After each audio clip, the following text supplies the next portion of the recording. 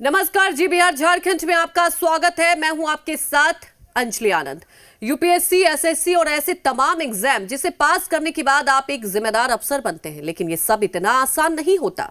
इसके लिए कड़ी मशक्कत और मेहनत करनी होती है। इस कोशिश में कई बार लोग गिरते हैं, बिखरते हैं, टूटते हैं, लेकिन फिर खुद को समेटकर एक नई शुरुआत करनी होती है। कैसे होती होगी आईएएस बनने की तैयारी कर रहे लोगों की जिंदगी? कैसे रहते हैं ये लोग? किन परेशानियों से जूझते होंगे? कई बार जहन में ये सवाल आते हैं। तो चलिए आपको एक ऐसी जगह ले चलते हैं जहां लोगों की आंखों में आईएएस बनने के सपने तैर रहे हैं। देश की राजधानी दिल्ली, जहां पूरे देश के लोग आते हैं, कोई नौकरी के लिए, तो कोई पढ़ाई के लिए, तो कोई सिविल सर्विसेज की तैयारियों के लिए। दिल्ली का मुखर्जी नगर भी एक ऐसा इलाका है जहां सिविल सर्विसेज के साथ ही कई कॉम्पिटिटिव एग्जाम की तैयारी करने वाले छात्र आकर डेरा डालते हैं। मुखर्जी नगर और इसके आसपास के इलाकों से ना जाने अब तक कितने अधिकारी निकल चुके हैं।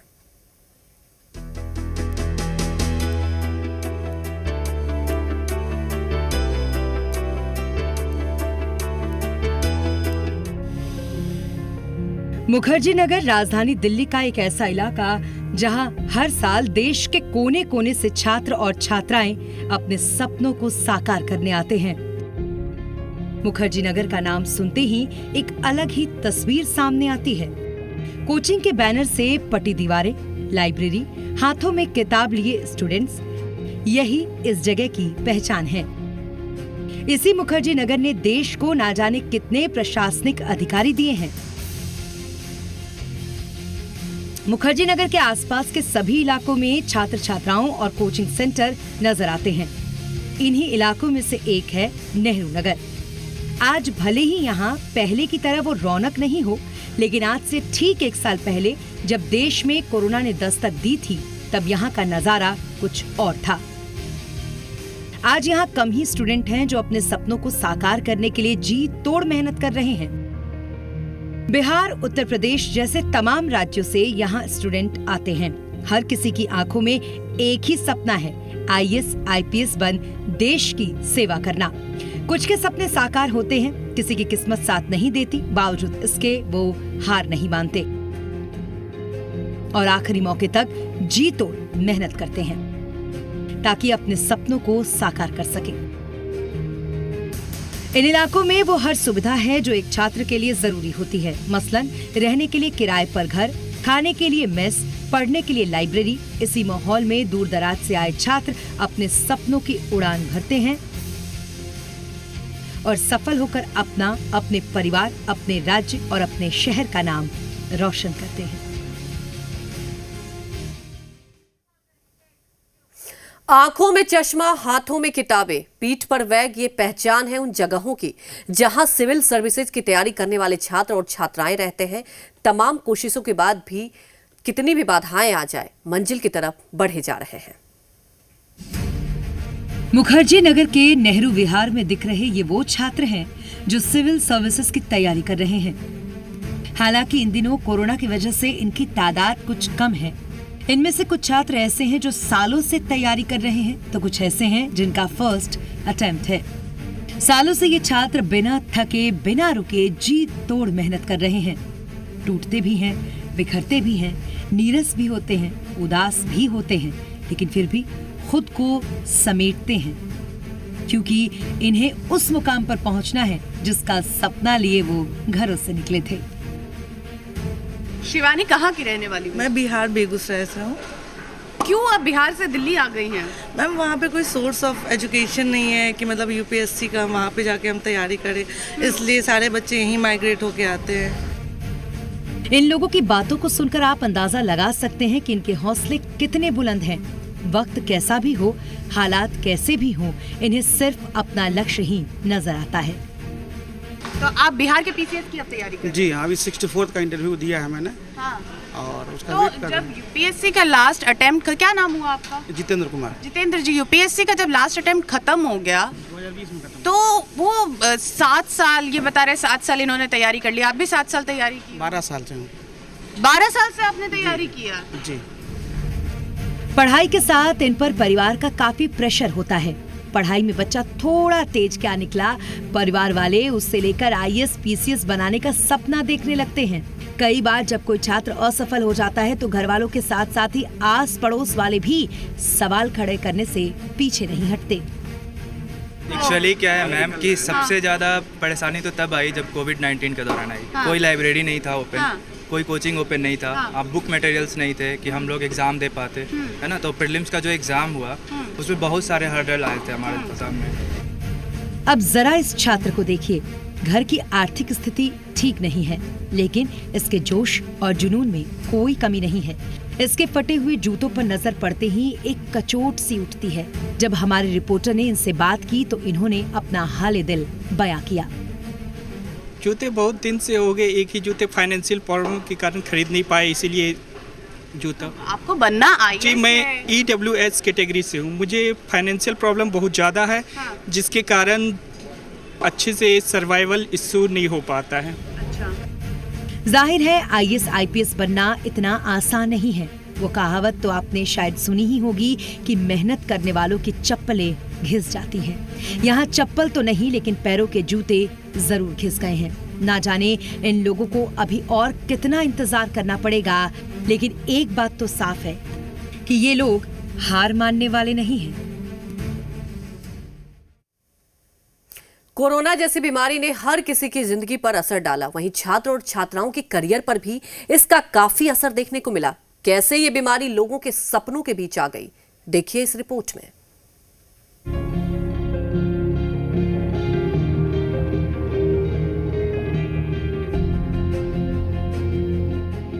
कोरोना का असर देश के हर तबके पर पड़ा। इन छात्रों के करियर पर भी कोरोना का असर पड़ा। इनमें से कुछ छात्र ऐसे हैं जिन्होंने कोरोना के चलते परीक्षा दी, हालांकि वो खुश नहीं हैं। कोई लाइब्रेरी नहीं था ओपन, कोई कोचिंग ओपन नहीं था, अब बुक मटेरियल्स नहीं थे कि हम लोग एग्ज़ाम दे पाते, है ना। तो प्रीलिम्स का जो एग्ज़ाम हुआ उसमें बहुत सारे हर्डल आए थे हमारे सामने।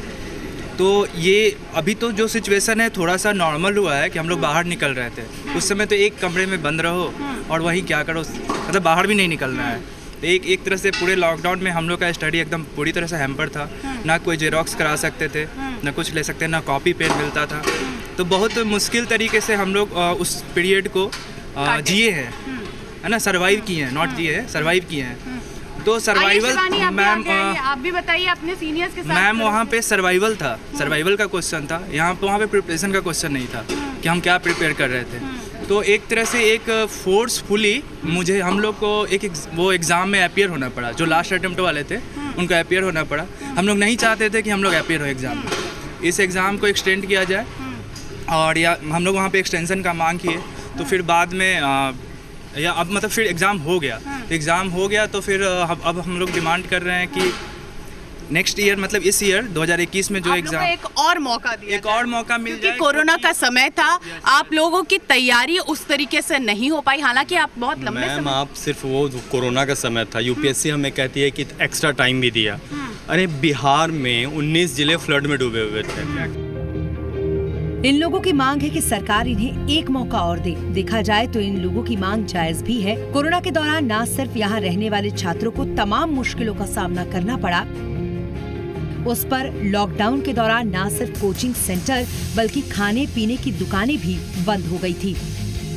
ऐसे हालातों में इन छात्रों ने ना चाहकर भी परीक्षा दी, ये जानते हुए भी कि इनका ये आखिरी मौका है। ये देख रहे हैं कि एक रूम में कितने बच्चे करीबन रहते होंगे? दो बच्चे रहते हैं। खाना पीना 25 गज के 2 ही रहेंगे। अच्छा, खाना पीना मर्जी बाहर से मंगाते हैं, मर्जी बनाते हैं, उनकी मर्जी है। अच्छा, नहीं हम देख रहे थे कि इतना खुला वायरिंग है, ये सब सरकार कुछ कर नहीं रही? तो इसको कुछ नहीं कर रही है, तो बड़ा रिस्की है। और नहीं, रिस्क कैसे है, सारा ये तार पर बिछा रखे हैं, कोई करंट का कोई खतरा नहीं है। आपके घरों में भी बच्चे तैयारी वाले रहते हैं? नहीं, हमने नहीं दे रहा। नहीं दिया, क्यों, क्या दिक्कत? हमें अपनी फैमिली बड़ी है। नहीं, आपके घर में अंकल बच्चे रहते हैं? आपके घरों में तैयारी करने वाले नहीं रहते? हमारे में हमारा अपने लिए रहने के लिए, फैमिली के लिए, हमें अपनी फैमिली रहती है। इनका ठीक है, ये अपने फैमिली को पहले प्राथमिकता दे रहे हैं। कोरोना का असर हर किसी पर पड़ा। इस शख्स से मिलिए, ये रद्दी लेने का काम करते थे। एक वक्त था जब इनकी साइकिल पर कई किलो रद्दी इकट्ठा हो जाती थी, लेकिन आज हालात कुछ और ही हैं। कोरोना की वजह से अब इन्हें मुश्किल से ही रद्दी मिल पाती है। इस गली में? पेपर रद्दी लेता हूँ। रद्दी लेते हैं? हाँ जी। तो बच्चों से तो बहुत मुलाकात आपकी होती होगी। हाँ होती है, अब बच्चे ही नहीं है तो क्या होंगे। अभी बच्चे नहीं है इधर? कम हो गए बच्चे और लॉकडाउन की वजह से। लॉकडाउन की वजह से। पराए शहर अपनों से दूर रहकर इस मुश्किल वक्त में इनके दर्द को आप जरा महसूस करिए। यकीनन आपको भी इनके दर्द का एहसास जरूर होगा। लेकिन सवाल ये है कि क्या सरकार इनके दर्द को महसूस करेगी? क्या इन्हें अपने सपनों को साकार करने का एक और मौका मिलेगा?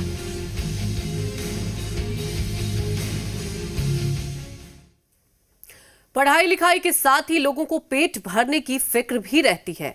और आपको बता दें कि कई सारी परेशानियां आती हैं, उसके बावजूद भी ये छात्र छात्राएं परेशान नहीं होते और अपने एम को लेकर सतर्क रहते हैं और लगातार पढ़ाई करते रहते हैं।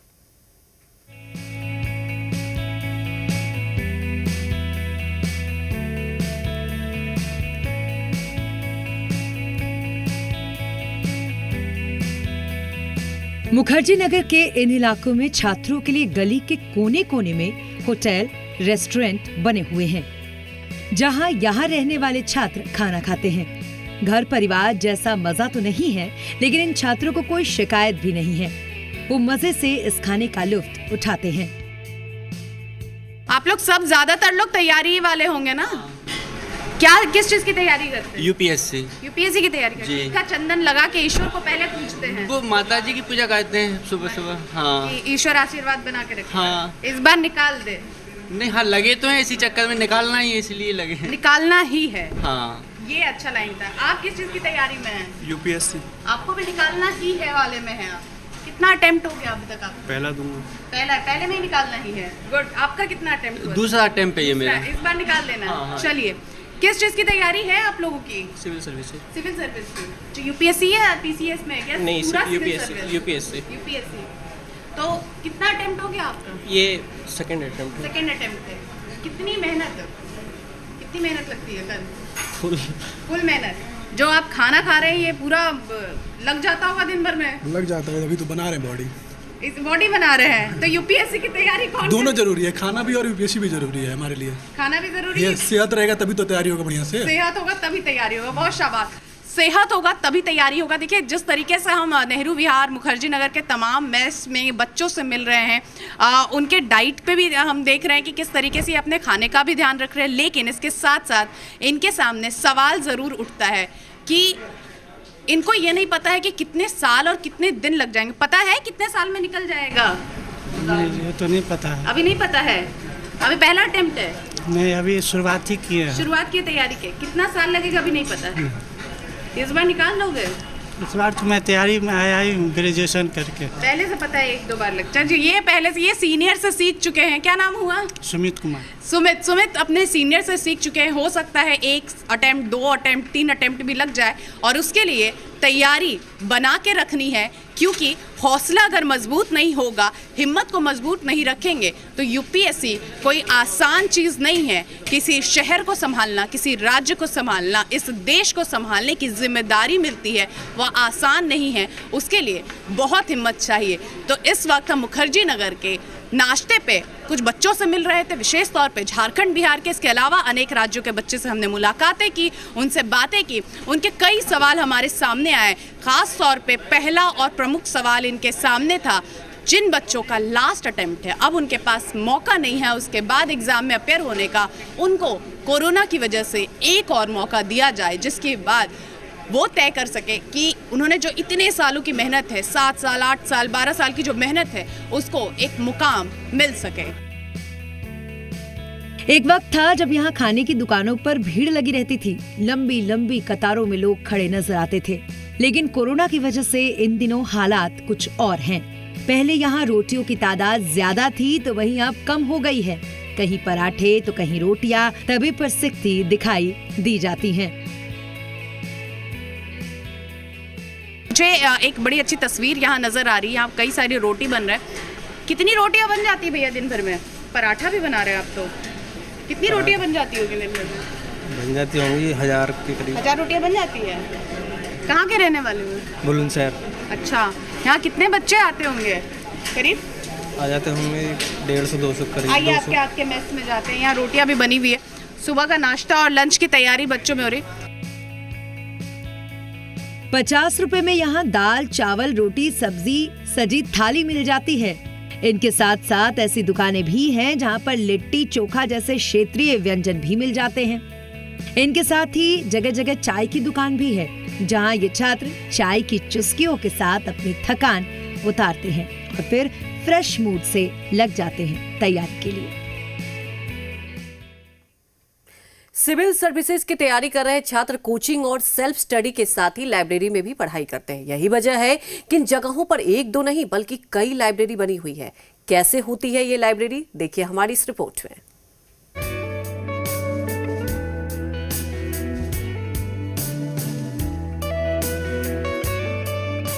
मुखर्जी नगर के नेहरू विहार में रहने वाले छात्र छात्राओं को यहाँ हर सुविधा मिलती है। घर और कोचिंग में पढ़ाई के साथ ही इस इलाके में लाइब्रेरी की भी सुविधा है। अब जरा नजर डालिए इस जगह पर। ना कोई शोर, ना कोई शराबा, कुछ नहीं।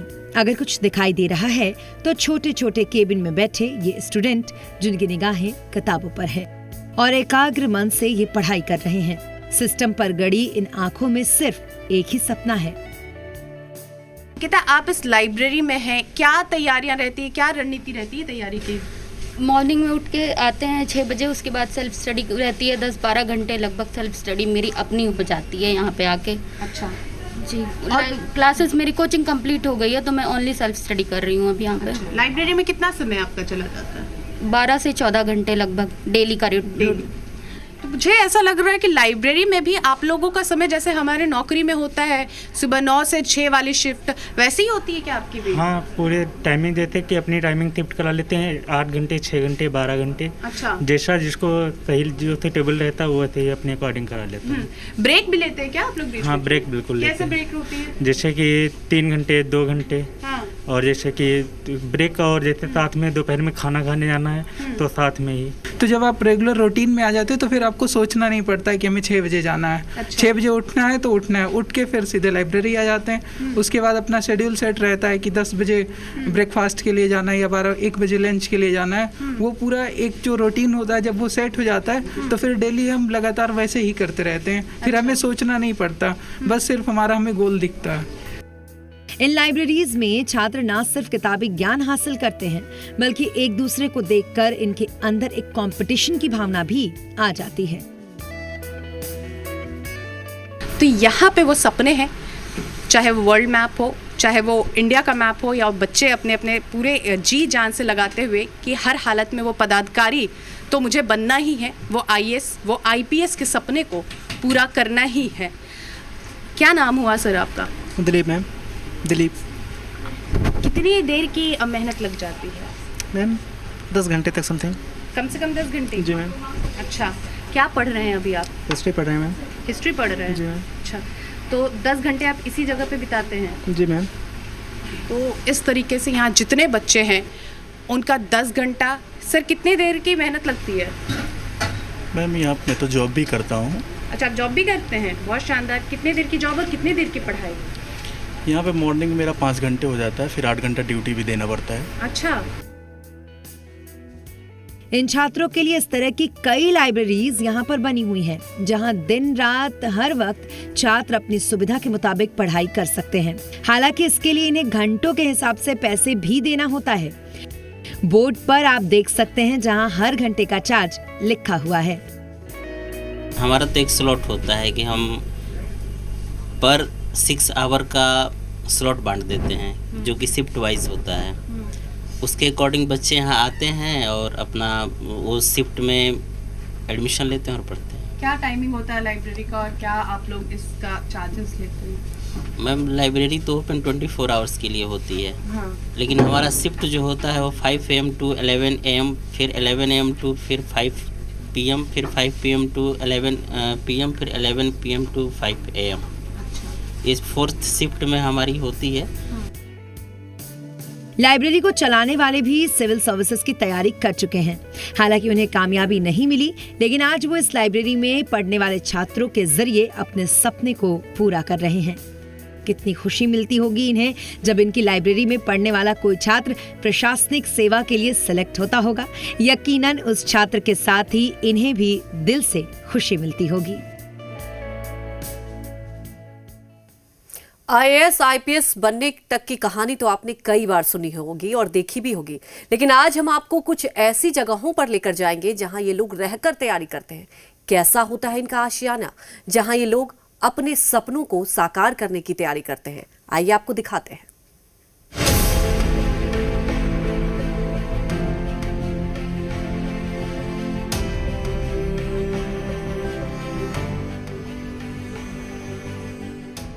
तंग गली, 25 गज का छोटा सा कमरा जहां दीवारों के अलावा कुछ नहीं।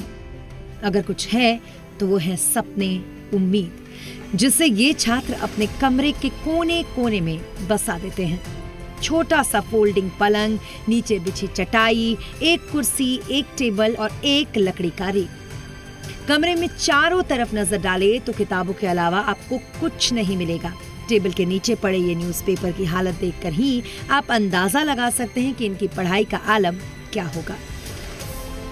जी मैम, मैं खुद ही बर्तन वगैरह धुलती हूँ। और खाना? खाना भी खुद से सेल्फ मेड है।